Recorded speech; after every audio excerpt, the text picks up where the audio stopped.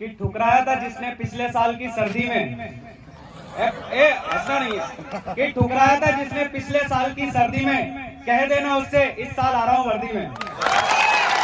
भारत माता की, भारत माता की। माता सरस्वती, आर्यन और उनके माताजी पिताजी और कपिल सर, साथ ही संस्थान के सभी विद्यार्थी, प्यारे बच्चों, जिस दिन के इंतजार में आप यहाँ बैठे हो कि एक दिन आपका भी सिलेक्शन हो, आप ट्रेनिंग पर जाएं और ट्रेनिंग करने के बाद में आप वर्दी धारण करके वापस आए, तो पेरेंट्स का यहाँ आना, इनको यहाँ निमंत्रित करना, इसके पीछे जो मूल उद्देश्य होता है वो ये होता है कि जो बच्चे मेहनत कर रहे हैं, तो मेहनत और मंजिल दोनों के बीच में काफी फासला होता है, बहुत सारी उतार चढ़ाव आते हैं, और वो उतार चढ़ाव जिस बच्चे ने देखा, जिस बच्चे ने उतार चढ़ाव को फेस कर लिया, वो बच्चा निश्चित तौर पर जो है अपनी मंजिल से मुलाकात करता है। और हम लोग जानते हैं कि फौज के बारे में सोचना या फिर पुलिस विभाग के बारे में सोचना वो बहुत आसान होता है।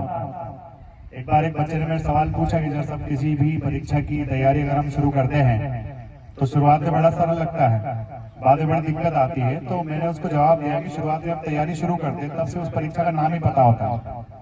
तो किसी परीक्षा का नाम एक या दो शब्द का होता है, उससे ज्यादा बड़ा होता नहीं है, तो उसको नाम को याद करना बहुत सरल होता है। और जब उसके सिलेबस के साथ जाते हैं, उस परीक्षा की कठिनाइयों से जब बच्चा गुजरता है, जैसे आप में से वो बच्चे जिन्हें जिंदगी में कभी गोला नहीं फेंका था, पर अब फेंकना पड़ रहा है, रोज नाप नाप के फेंकना पड़ रहा है, क्योंकि हर चीज का बड़ा इंपॉर्टेंस है या नहीं?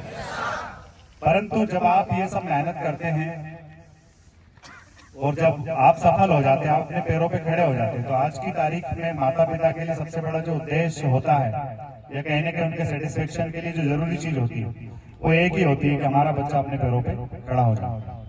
और खासकर नेवी या एयरफोर्स या फिर आर्मी, इस तरह के संस्थान में जाना, क्योंकि इस तरह के संस्थान में जब आप जाते हो तो आप सिर्फ खुद ही नौकरी नहीं कर रहे होते हो, आपके हाथ में करोड़ों अरबों रुपए के एसेट्स होते हैं।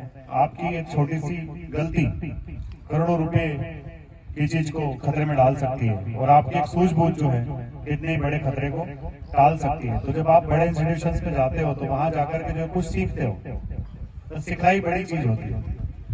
तो इसमें ये मायने रखता है कि नौकरी कितने टाइम की है, आप कब रिटायर हो जाओगे। आप वहां जितना सीख के आते हो, जितने बड़े बड़े संस्थानों में जाते हो सीखते हो, वो सब आपको लाइफ टाइम काम आता है। तो ये एक अचीवमेंट होता है जो हर किसी को नहीं मिलता है, बस उसी को मिलता है जो लगातार मेहनत करता रहता है।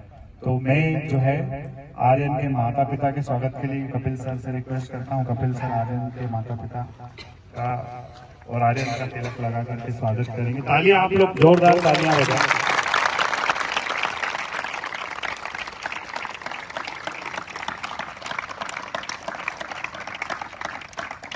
क्योंकि ये मोमेंट जो है एक न एक दिन आपकी जिंदगी में जरूर आएगा, निश्चित तौर पर आएगा। हाँ, तालियां जोरदार बजती रहे।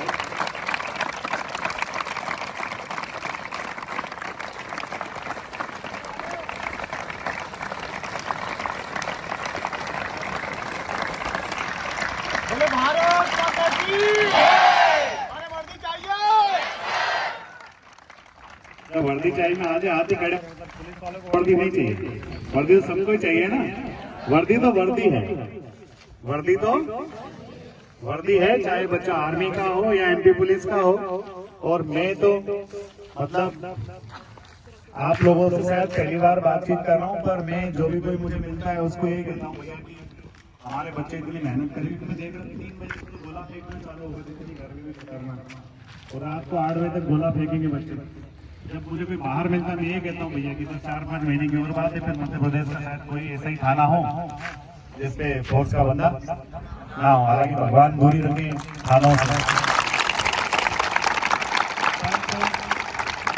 कहीं जाके ऐसा बोलना बड़ा मुश्किल होता है, पर वो उसके लिए आत्मविश्वास कहाँ से आता है? आप लोगों को मेहनत करते देखते जब है तो आत्मविश्वास आता है कि पता है सबको कि इलेक्शन के लिए अभी आचार संहिता लग गई है, हमारा फिजिकल थोड़ा बाद में होगा, पर आप लोग भी जानते हो कि दौड़ का टाइम कवर करना, गोले की डिस्टेंस को मेंटेन करना, लॉन्ग जंप की दूरी को कवर करना, ये सब बड़े टास्क है। और जो व्यक्ति अपने लक्ष्य को साध के आगे बढ़ता है, क्योंकि अंतिम लक्ष्य स्पष्ट होना चाहिए। सबसे बड़ी चीज एक ही, नॉर्मल लक्ष्य होता है बच्चे का कि ग्राउंड जाना है, और अंतिम लक्ष्य होता है कि वर्दी पाना है।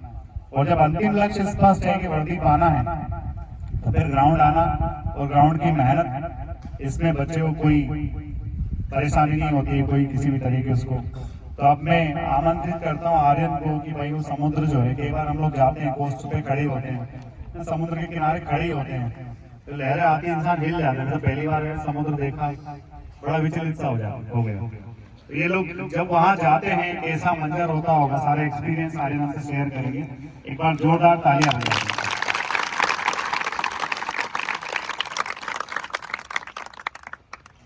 जैसे ही मैं ट्रेनिंग के लिए गया INS चिल्का उड़ीसा, वहाँ पे जाते से ही मतलब रात को 2 बजे तक तो हमारा डॉक्यूमेंट का काम चला पहले, और जिसके बाद सुबह 4 बजे फिर उठा दिया 2 घंटे की नींद के बाद।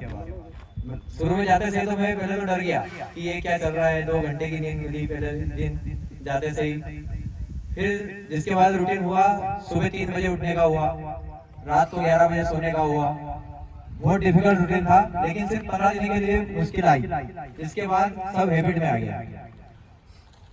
और मैं आपसे बस यही कहना चाहूंगा कि आप सफलता के बारे में ना सोचें, आप अपनी जर्नी को आपका 100% दें, आपके पाथ को अपना 100% दें, फिर सफलता आपके बारे में सोचने लग जाएगी। धन्यवाद। कि ठुकराया था जिसने पिछले साल की सर्दी में, ऐसा नहीं है कि ठुकराया था जिसने पिछले साल की सर्दी में, कह देना उससे इस साल आ रहा हूं वर्दी में।